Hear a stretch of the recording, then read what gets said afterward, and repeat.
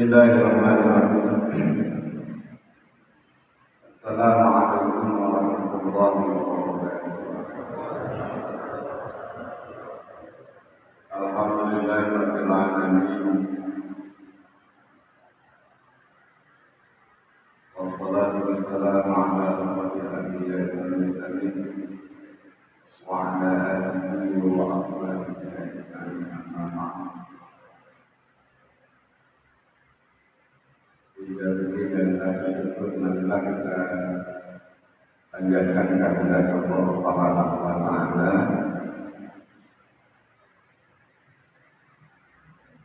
karena kebetulan kita masih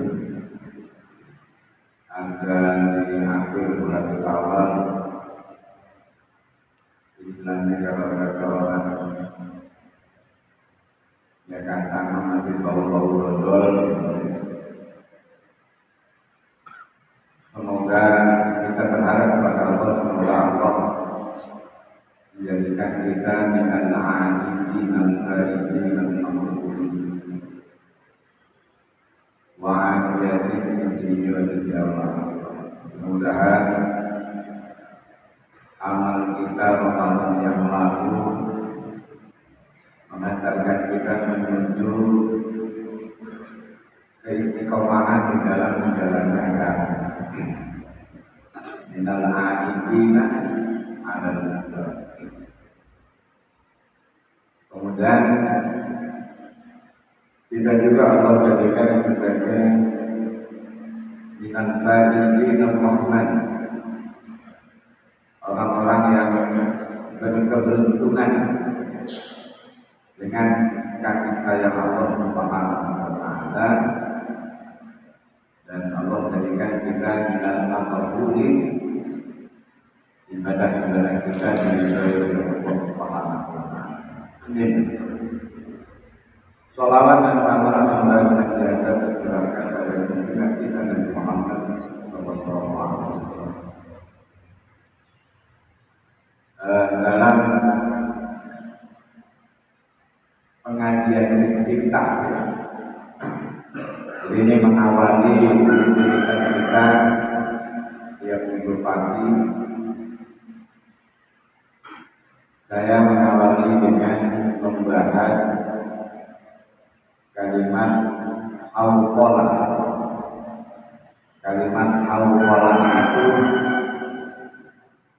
la haula wa la quwwata illa billahil aliyyil azim.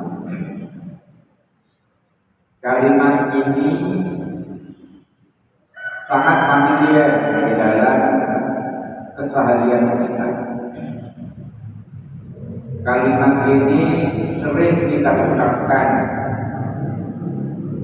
Bahkan kalimat ini menghiasi keseharian kita, bahkan bagian dari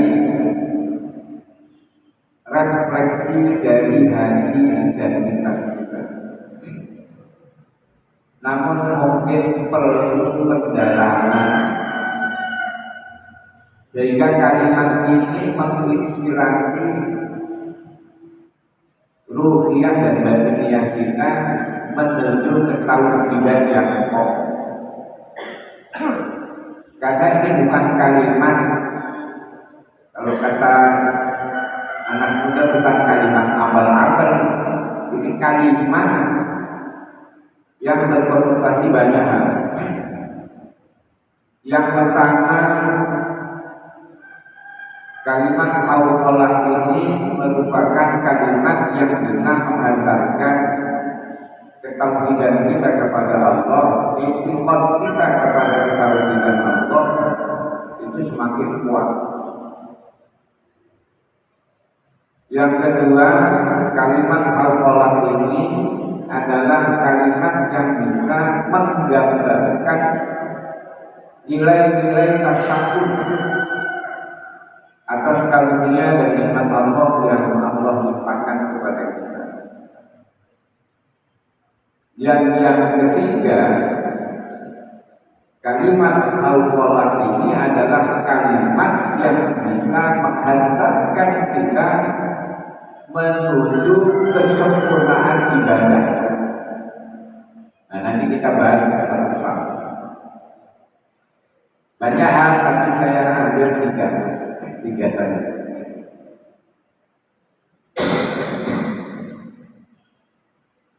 Berangkat dari firman Allah Subhanahu wa taala di dalam surat Al-Anbiya. A'udzu billahi minasy syaithanir rajim. Wa lahu man fis samawati wa man fil ardh. Dan milik Allah lah semua yang ada di langit maupun yang ada di bumi. Yang dimaksud man di sini di langit itu malaikat, di bumi itu manusia. Walaupun man itu bisa bermakna ma, apa saja. Kalau yang mengaji kepada Al-Imam, siapa saja yang ada di langit dan di bumi itu ya apa saja. Sampai kepada wan najmu wasyajaru yasjudan. Ini satu contoh. Allah membahasakan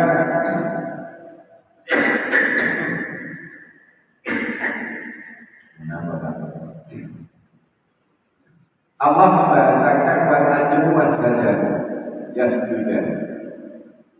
Najm dan sajar itu bersujud keduanya. Maksudnya warna jemu itu artinya apa? Ada yang tahu warna jemu? Bintang. Warna jemu pohon. Kalau diartikan warna jemu warna jemu ini merupakan dua kata yang mempunyai padanan.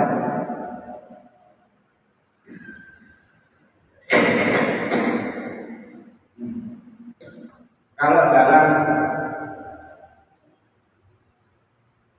ilmu fisika itu ada senyawa. Karena jemu sesuatu yang bergantung tetapi tanpa pohon. Nah, karena sebelahnya Allah menggunakan gambaran pohon. Artinya sesuatu yang berpohon dan yang tidak berpohon itu artinya. Kenapa disebut an-najm? Karena dia ada, tapi nggak ada talinya, nggak ada akarnya, nggak ada pohonnya, nggak ada rantingnya, tapi dia gantung. Itu artinya. Jadi dalam bahasa Arab an-najm itu digunakan seperti itu. Nah, wasyajar itu pohon. Yang namanya pohon itu mulai dari ranting, daun, buah, bunga, dan artinya nempel. Jadi ibarat bahwa kehidupan itu sebuah pohon. Sebuah pohon. Misalnya ketika Allah bilang begini,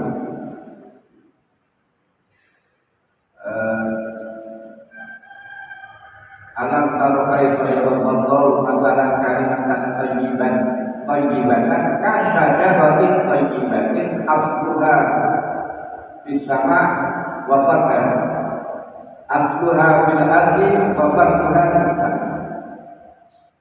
Jadi kalimat thayyibah, kalimat seperti hauqalah itu kalimat bagaikan pohon yang bisa menancapkan akarnya di bawah bumi dengan kokoh dan pohonnya menyebar tinggi bercabang sampai mendekati langit. Jadi Allah membayangkan kalimat thayyibah itu begitu. Kenapa? Karena kalimat thayyibah itu bisa menguatkan diri seseorang yang berpikir, tapi juga akan mengikuti siapapun yang berdekatan atau ada dalam lingkungan. Makanya zikir itu kadang infrad kesendirian, kadang jamaah. Nah, itu hakikatnya. Baik. Jadi kembali kepada Allah.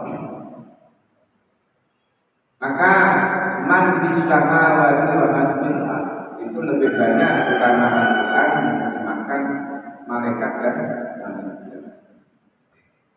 Wa man indahu yusabbihuna bihamdi rabbihim wa yastaghfiruna an ibadatihi. Khusus Allah menjelaskan orang-orang yang di sekitarnya, yaitu para malaikat, dan selalu mentasbihkan Allah dan memuji Allah. La yastakbiruna an ibadatihi wa la yastakbir, yang dia tidak merasa angkuh untuk mengabdikan dirinya kepada Allah sebagai bentuk ketaatannya, wa la yastakbir, dan dia tidak pernah merasa capek. Ya. Kemudian yusabbihuna al-laila wan-nahara la yahmudun, dan dia bertasbih kepada Allah siang malam dan tidak ada berhenti. Sekilas kenapa Allah membayangkan kepada kita kok bicara tentang malaikat? Ternyata di dalam diri kita itu ada unsur malakiyah. Apa? Berfungsinya akal, jiwa, fuad, qalbun, itu sebagai penentu dan menumbuhkan keyakinan kepada Allah. Akal, pikiran, qalbun itu kan jujur. Umpamanya nih ada yang pulang duluan, ini pulang duluan maksudnya belum pulang duluan. Terus ada sandal bagus, yang kayak atau saya pulang dari subuh ini terus saya lihat ada sandal bagus, saya ambil. Hati saya jujur bahwa saya mengambil punya orang.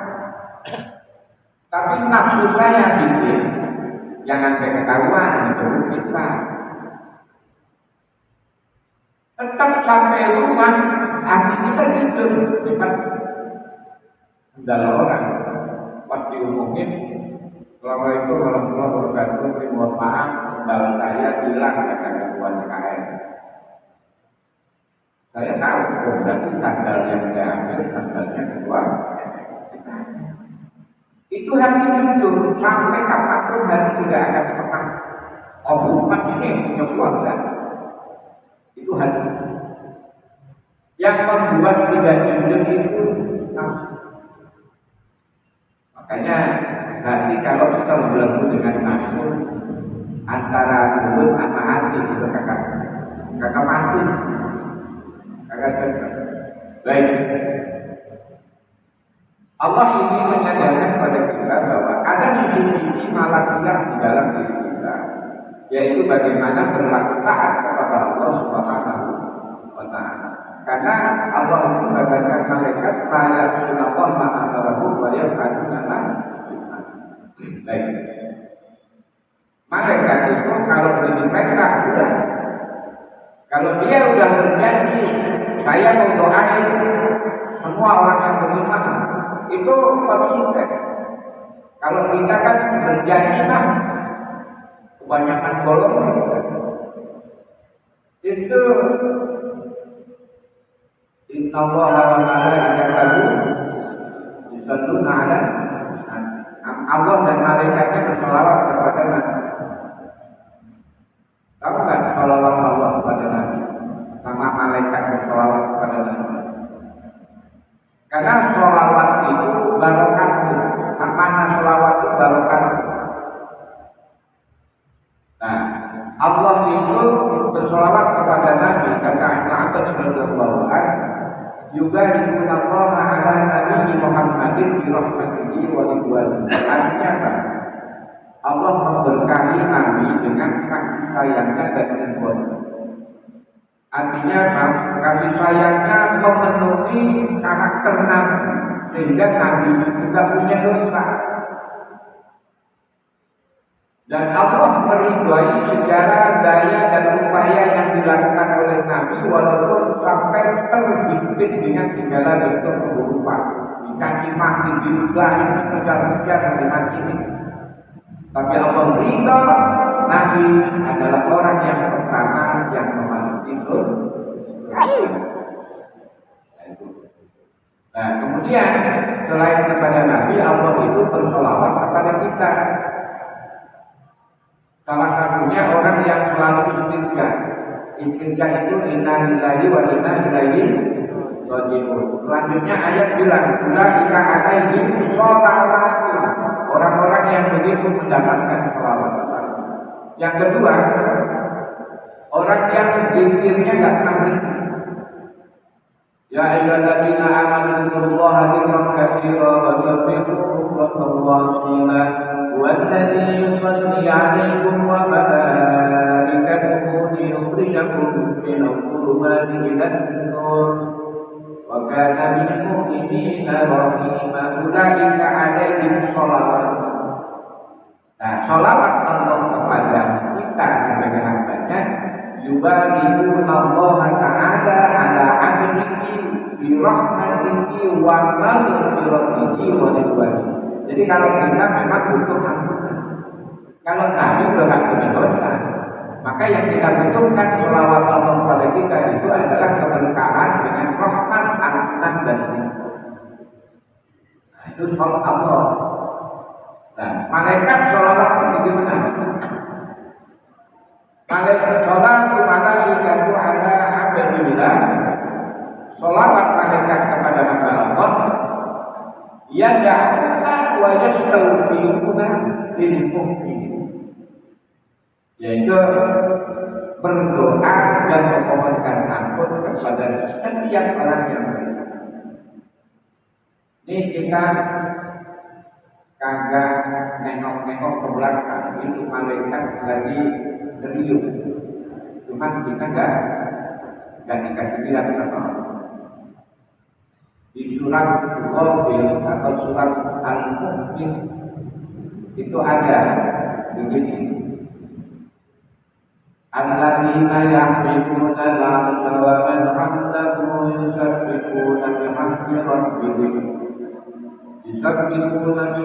rabbihim wa yastaghfiruna lilladzina amanu rabbana wasi'ta kulla shay'in rahmatan wa 'ilman واغفر للذين تابوا واتبعوا سبيلك وقهم عذاب الجحيم وأدخلهم في جنات عدن التي وعدتهم ومن صلح من آبائهم وأزواجهم وذريتهم إنك أنت العزيز الحكيم. Itu doa malaikat yang setiap saat tidak pernah berhenti.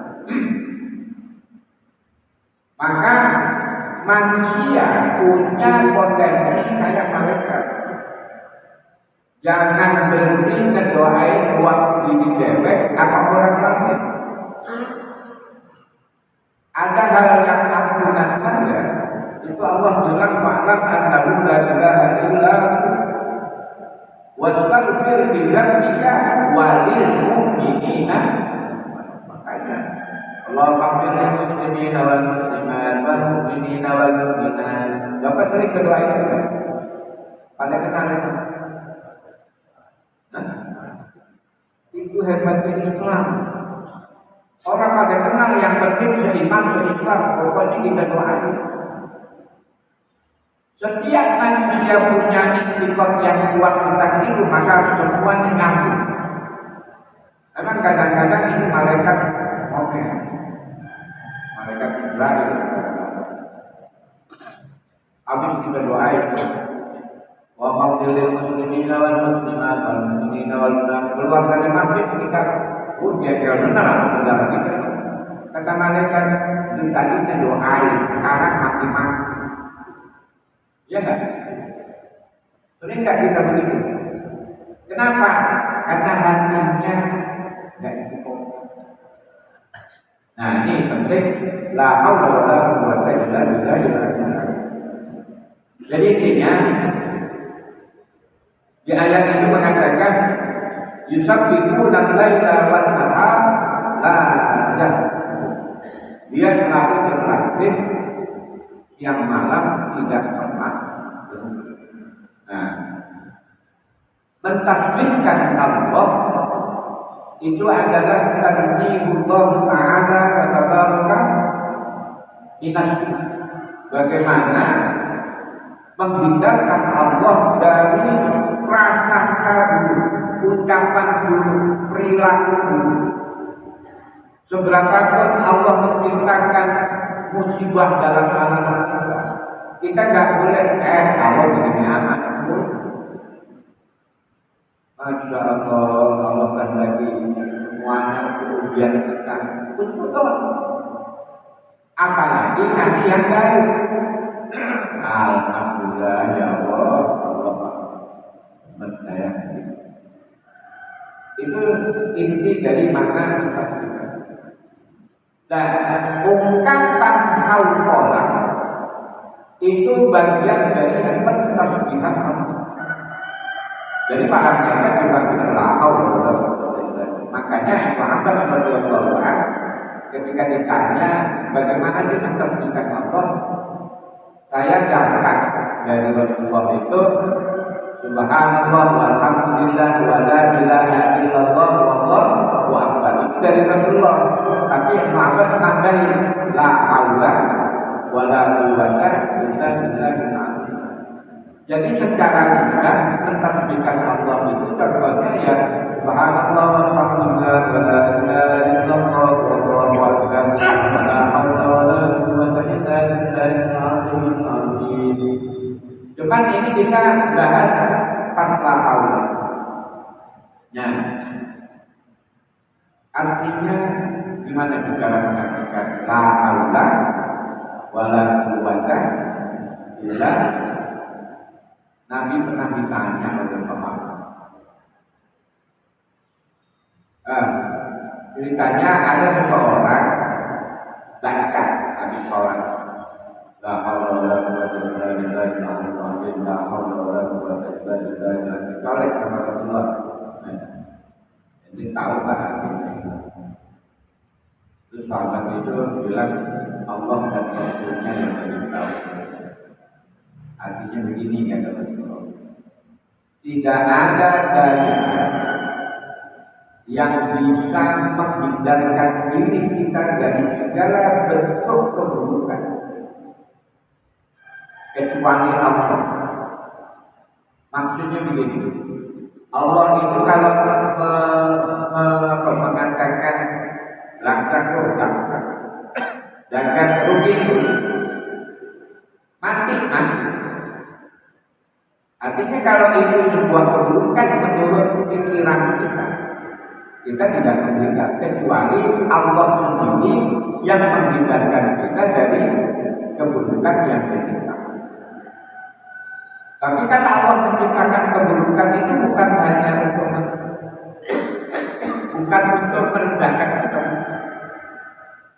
menguji. Mayyaskurah atau tidak akhlak akhlak. Siapa yang bersyukur, siapa yang tidak, siapa yang bersabar, siapa yang itu ujian. Makanya kullu nafsin dha'iqatul maut. Setiap manusia itu pasti mati dan sebelum kematian diuji oleh Allah wala tabaqu bisyarri wal khairi fitnatan. Kebaikan yang Allah sematkan berikan karuniakan kepada kita itu juga ujian. Allah ingin liman nuru man yashkuru wa man yakfur. Gitu. Kalau ditafsir jalan. Jadi Allah ingin melihat siapa yang bersyukur, siapa yang kufur. Gitu kan. Lain syakartur la azidannakum wa la in kafartum min azabi.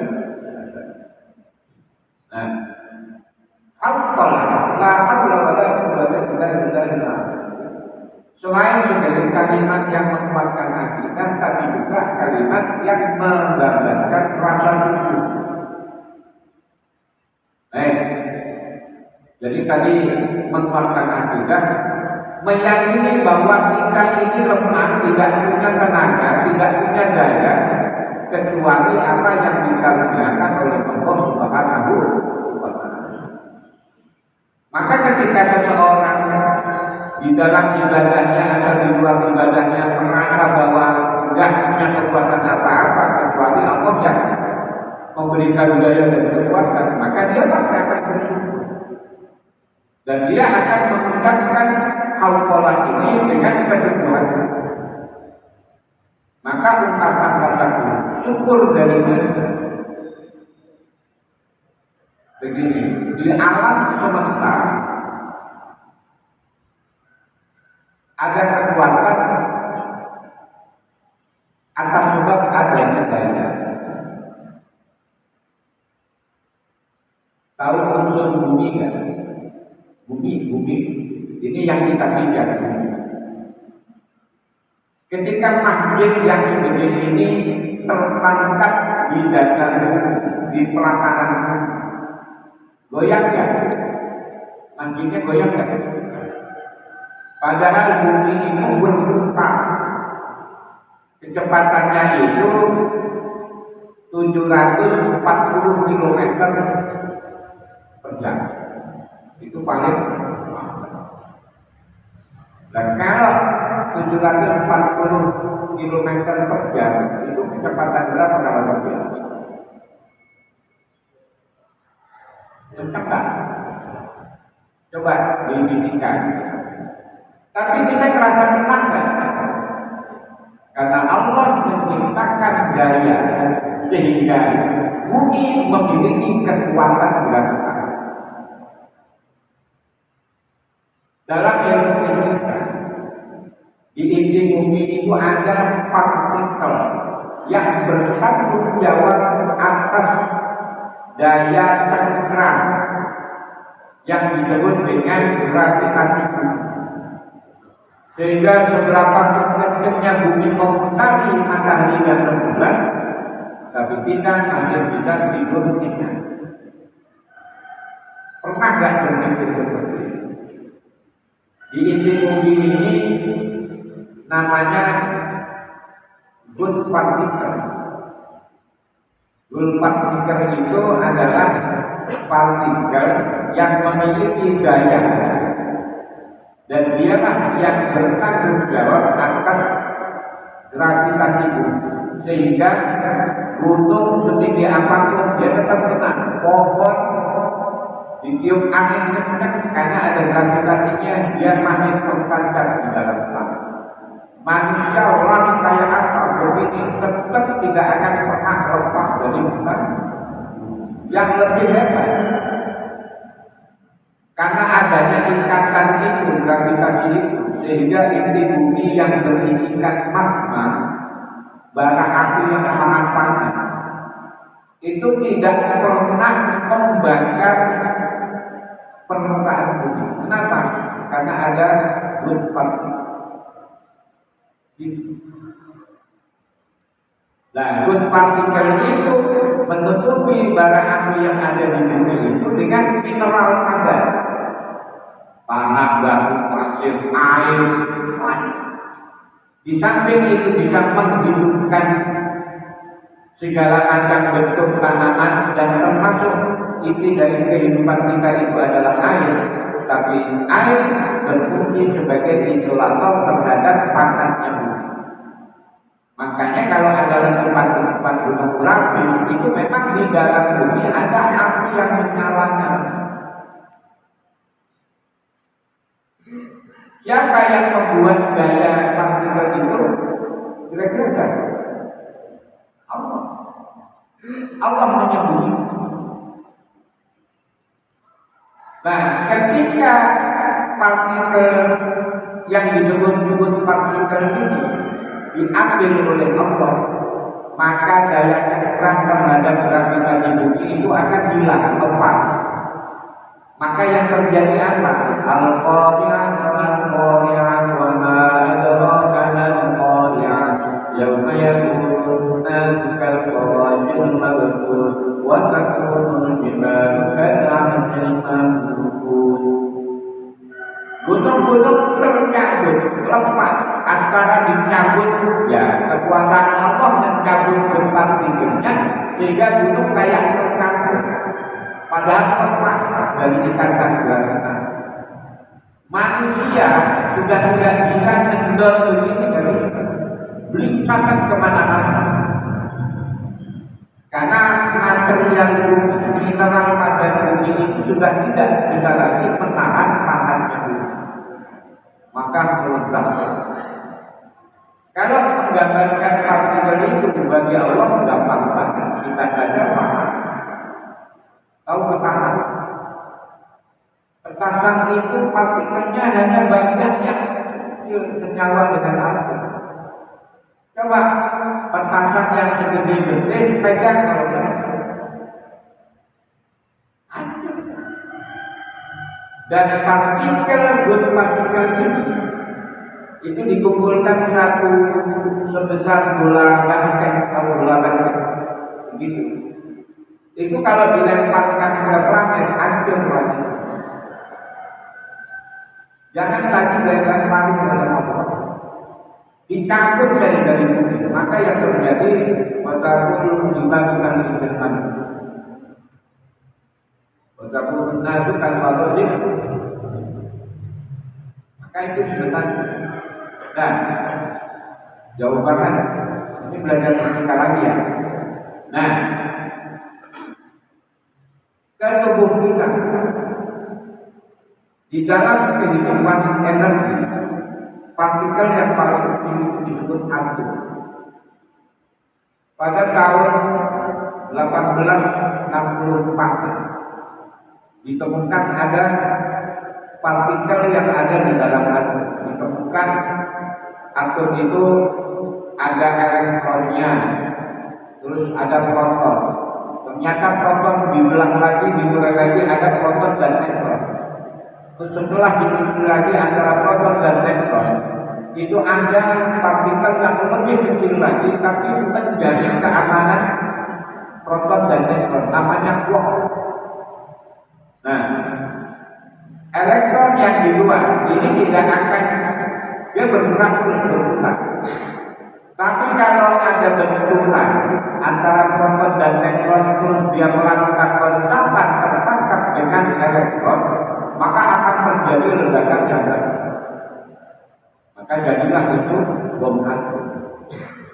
Nah, keamanan proton dan neutron itu ditentukan oleh quark, salah satu partikel yang mendamaikan proton dan neutron supaya tidak melakukan kontak. Nah, ternyata yang namanya unsur atom itu ada di dalam oksigen yang kita hirup, hidrogen yang ada di dalam tubuh kita yang bisa menciptakan panas dalam kedinginan, sehingga energi kita itu bergerak terus. Dan banyak kan tahu ion itu apa? Ion itu tenaga listrik yang ada di dalam tubuh kita. Ternyata ion itu dari unsur atom yang senyawa. Yang ion itu terpecah menjadi kation dan anion. Kation yang mendorong darah kita berwarna merah. Dan darah merah itu fungsinya, tugasnya diciptakan oleh Allah untuk menghantarkan oksigen ke seluruh tubuh kita. Setiap ruas-ruas tubuh kita, bahkan sehelai rambut pun butuh oksigen. Kenapa? Tanpa oksigen dia tidak ada berfungsi apa. Sama dengan bumi yang dikasih kuat. Jadi di dalam tubuh kita itu unsur atom banyak. Sehingga unsur atom itu ada nomornya masing-masing. Ada atom mineral, atom oksigen, atom hidrogen. Nah, Dari kanion itu membentuk darah menjadi warna merah, gunanya mengantarkan oksigen. Nah, ada lagi yang namanya anion. Kalau kanion aktif kayak kotor, anion itu pasif. Dan ternyata anion unsur yang bisa membuat darah berwarna putih. Darah merah dan darah putih ini simbiosis mutualisme saling mendukung. Darah merah mendorong dari jantung menghantarkan oksigen ke seluruh tubuh. Darah putih fungsinya memproteksi dari segala bentuk penyakit dari dalam maupun dari luar. Maka bila kita terluka selama hidupnya, maka darah putihnya lemah. Kalau kita kebanyakan gulanya tinggi, maka darah putihnya jadi lemah, tidak bisa mengantisipasi. Bagaimana jantung bisa mendorong oksigen melalui darah merah? Paru-paru berfungsi untuk memutar balik oksigen dan belerang. Jadi ketika kita menghirup udara, itu oksigen yang masuk diolah di dalam tubuh, masuk ke jantung, didorong ke tubuh. Ketika kita menghembuskan nafas, itu adalah unsur senyawa yang dibutuhkan oleh tanam-tanam asam alam. Nah, jadi intinya apa? Kalimat kaukolah itu, kalau kita menyadari bahwa di dalam tubuh kita itu ada fungsi daya, dan dengan daya itulah kita memiliki kekuatan. Kurang air yang di situ mengandung ada ionnya, ada atomnya, maka kita bilang kurang air apa akibatnya? Jadi dehidrasi. Kalau kita sedang dehidrasi, maka tubuh kita lemah. Kurang makan, kurang nutrisi, sama. Jadi kita melek aja nih 2 jam, kudu ada nasi dulu. Umpamanya begitu kan. Coba simbiosis itu di dalam tubuh kita, pernah nggak kita syukuri? Semua atom unsur atom yang ada di tubuh kita membuat kita punya daya sehingga bisa menguatkan mata kita sendiri. Paru-paru kita terus berfungsi meniup dan menghirup udara. Jantung kita terus memompa darah ke semua tubuh, dan itu terjadi perputaran. Nah, perputarannya itu arah berlawanan dengan jantung. Dan sebenarnya darah kita itu melakukan tawaf di dalam tubuh kita karena Allah menciptakan daya dan kekuatan. Nah, ini sebenarnya makna la haula wala quwwata illa billahil aliyyil azim. Maka Nabi ketika mengatakan kepada sahabat Nabi, tidak ada daya yang bisa menghindarkan diri kita dari keburukan alam kecuali Allah yang menolong, dan kita tidak memiliki kekuatan untuk bisa mentaati Allah kecuali dengan kekuatan yang Allah berikan di dalam. Maka kalau secara fisika duluan daya atau kekuatan? Nah, mana yang duluan daya atau kekuatan? Nah, kalau belajar aliran ada plus, ada minus. Yang plus itu disebut apa? Konduktor. Yang minus isolator. Artinya apa? Daya itu tidak akan pernah berfungsi ketika tidak digerakkan. Dan gerakan itu memang diciptakan oleh Allah itu ekosistem alam semesta. Maka dari itu pergi haji intinya adalah bahwa memiliki Ka'bah. Karena begitulah bagaimana menghidupkan menciptakan kekuatan berasal dari daya itu.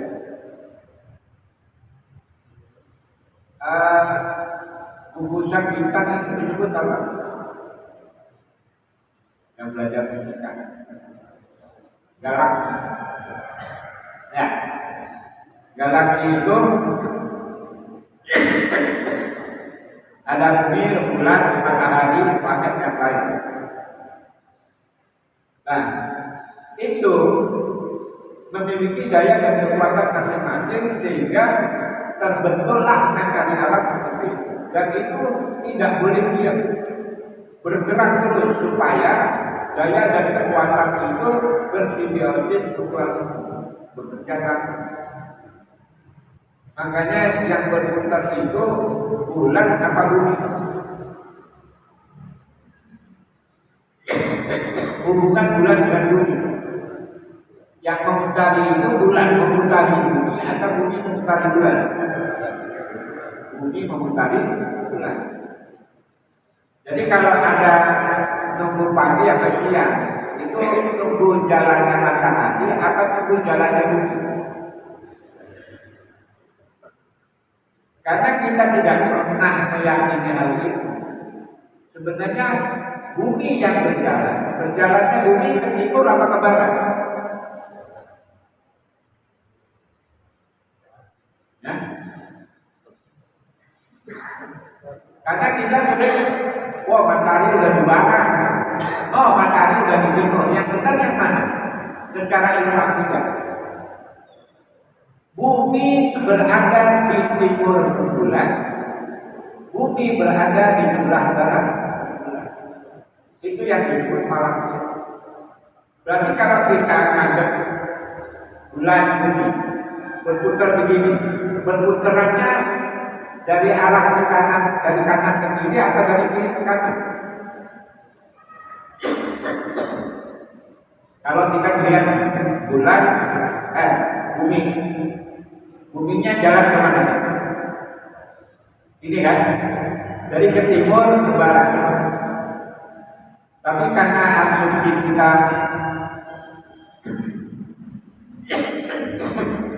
hanya melihat bulan, maka yang kita inginkan bulan ada di barat.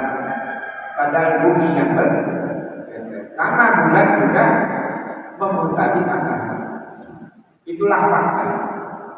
Maka dengan kalimat qaul pertama kita akan memahami bahwa bagaimana daya dan kekuatan yang diberikan oleh Allah itu tergantung bagaimana kita berikhtiar.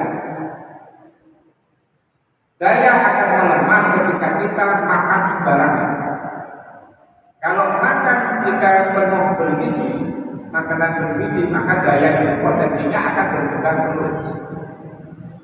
Kalau daya kita tidak gerakkan dengan anatomi tubuh kita, antara rohani dan fisik kita menyatu dalam pemilih daya dan kekuatan, maka bisa jadi kekuatan daya positif kita akan hilang.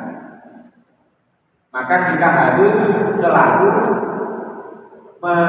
menutrisi hati kita dengan pikir dan menjaga badan kita dengan nutrisi yang padat.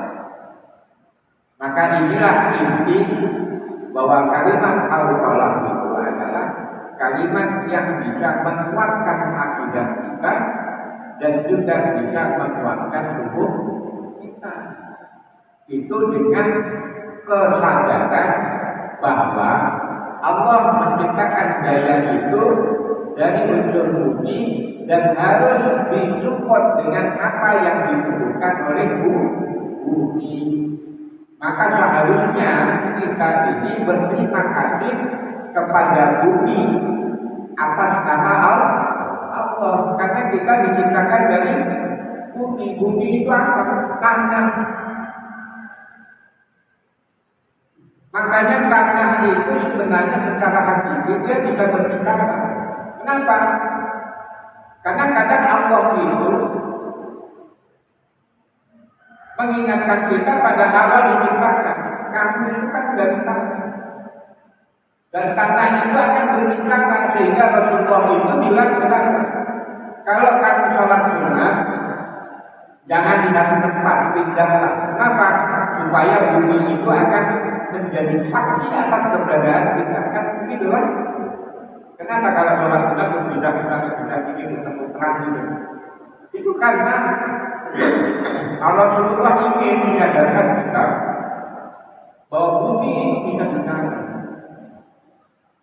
Kenapa? Unsur dari bumi jadilah kita. Wah, ngomongnya kita.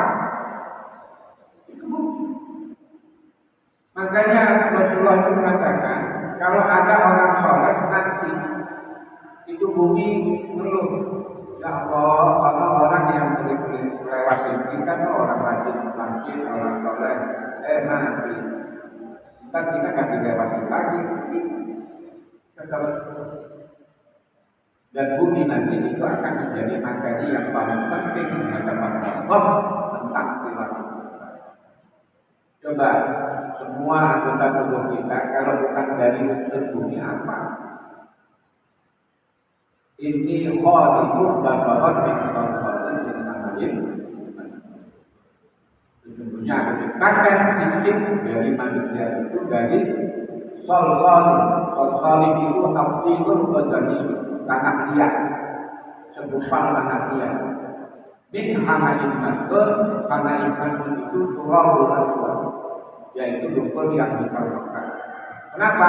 Karena dari semua unsur tanah dikumpulkan oleh malaikat Mikail, diaduk-aduk, dan itu lumpur yang dikotorkan dibiarin selama 40 tahun mengeras jadi segumpal tanah. Dibiarin 40 tahun lalu dibentuk oleh Allah semacam manusia.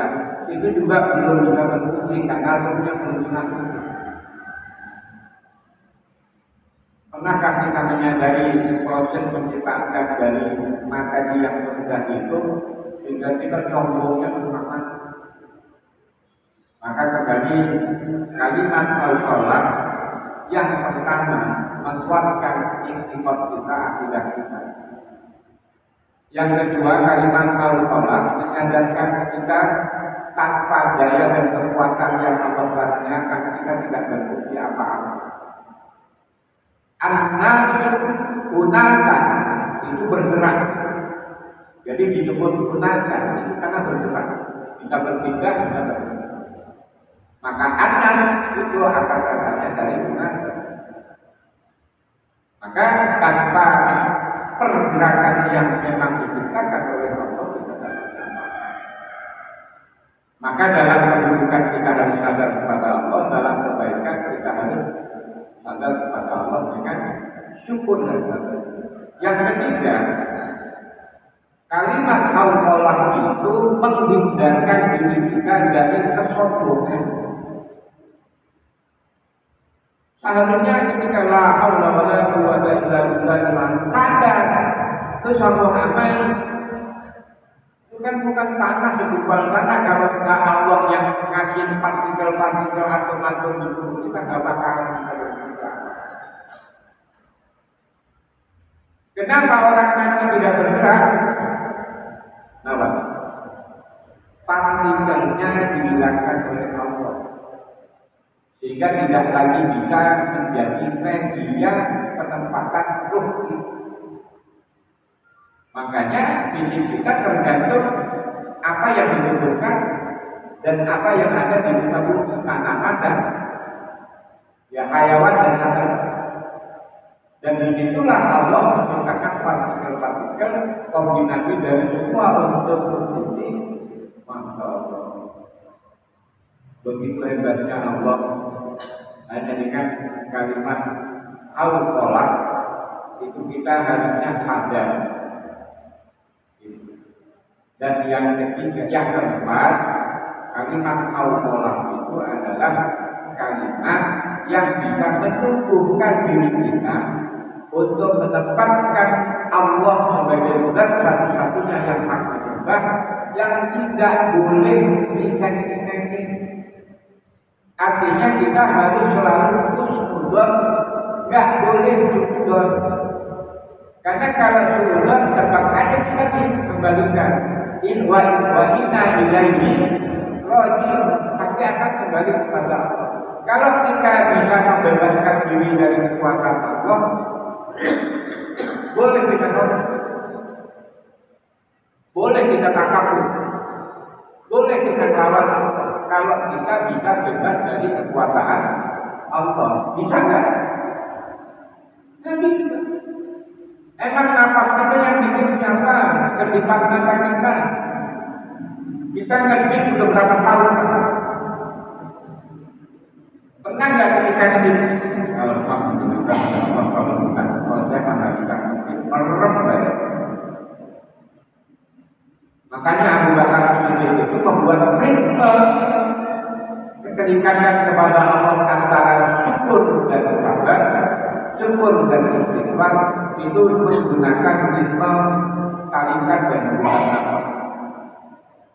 Ketika Abu Bakar menarik nafas, menghirup udara, alhamdulillah. Ketika mengeluarkan astagfirullah, tenang. Karena ketika dia sadar menghirup udara, berarti Allah menyambungkan kehidupan.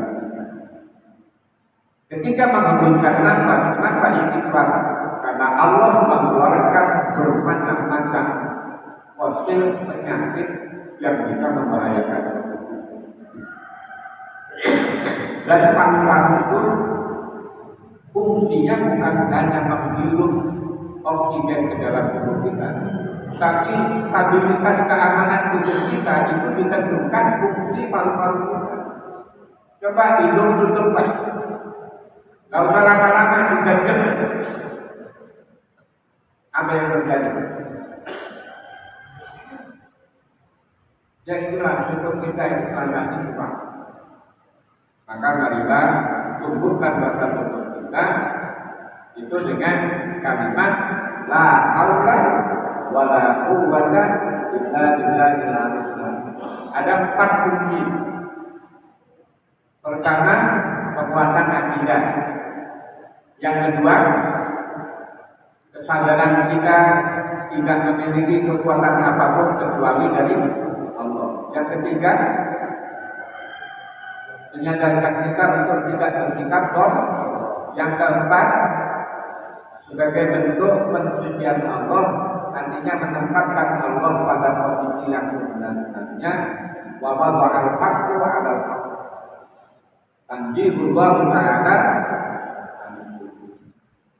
Sekira ini yang bisa saya sampaikan dalam kajian awal ini, mudah-mudahan dari sembilan. Karena apa? Sering ucapan kita udah lama, kadang-kadang kita sudah begitu. Dan setidaknya dengan apa yang kita kaji pagi hari ini, setiap kita mengucapkan la haula wala quwwata illa billahil aliyil azim itu ada kesabaran. Setidaknya 4 hal. Makin banyak hal hikmah dari kalimat Allah.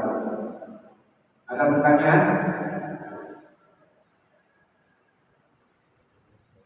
Kita sampai jam 8. Hah? Jam 9. Jam 8.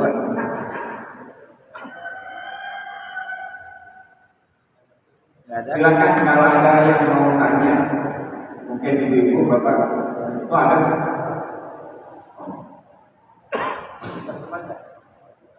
Ke depan aja minta.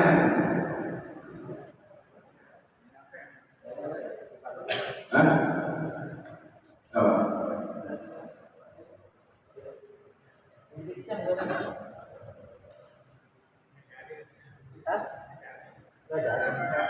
Menjadi. Mengapa? Kakak dikit saya gigi buku. Cukup.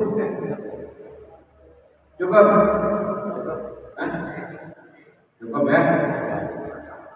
Ya kalau kelamaan, saya mohon maaf ya. Jadi kalau kelamaan saya mohon maaf, mungkin saya lupa. Kadang-kadang kalau udah ngomong malah baik. Ya kalau kecepatan, ya rumah. Saya kira kurang lebihnya mohon maaf bila ada hal yang kurang berkenan atas apa yang saya sampaikan. Dan niatnya bahas ini supaya iman kita makin kuat. Kalau kira-kira kurang kuat, sayanya yang salah, apa mau benar aja. Ya, ya.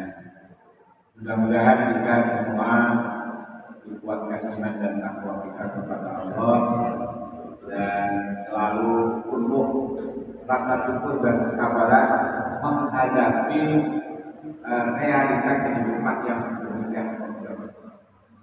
Pagi hari ini Allah limpahkan rezeki yang barokah. Pagi hari ini semoga Allah limpahkan ilmu yang bermanfaat, kehidupan yang dunia hasanah, wa fil akhirati hasanah, wa qina adzabannar, dan berakhirnya umur kita di husnul khotimah. Amin ya rabbal alamin. Barakallahu li wa lakum wallahu muwaffiq ila aqwamit thoriq. Wassalamu alaikum